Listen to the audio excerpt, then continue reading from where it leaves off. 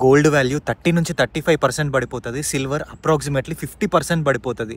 ఇది నేను చెప్పట్లేను, 2.4 billions assets under management ఉన్న ఒక కంపెనీ కో-ఫౌండర్ చెప్తున్నారు.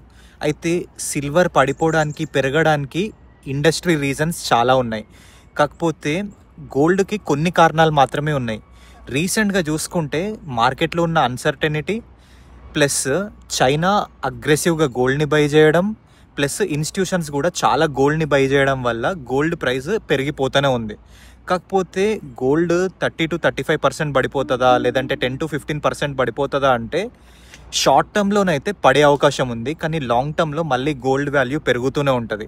ఒకవేళ మీరు గోల్డ్లో ఇన్వెస్ట్ చేద్దాం అనుకుంటే లేదంటే మీ పోర్ట్ఫోలియోలో గోల్డ్ని యాడ్ చేద్దాం అనుకుంటే కనీసం ఒక 10-20% ఉంచుకోవడం మాత్రం ఖచ్చితంగా రికమెండబుల్.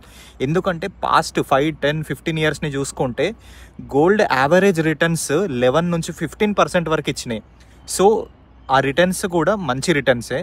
మీరు కనుక గోల్డ్ని ఇప్పుడు కూడా కొందామనుకుంటే ఫిజికల్ గోల్డ్ని అస్సలు కొనకండి ఇన్వెస్ట్మెంట్ కోసం అయితే, ఎందుకంటే దాంట్లో మీకు స్ట్రేట్ అవే 20-25% లాస్ అయిపోతారు.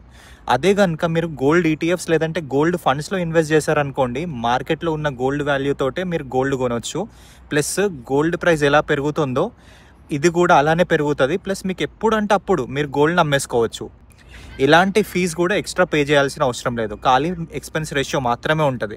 ఒకవేళ మీకు గోల్డ్ ఈటీఎఫ్స్ లేదంటే గోల్డ్ ఫండ్స్ లిస్ట్ కావాలి అనుకుంటే కింద కమెంట్స్లో గోల్డ్ అని కమెంట్ చేయండి, మీకు డైరెక్ట్గా నేను డిఎం చేస్తాను.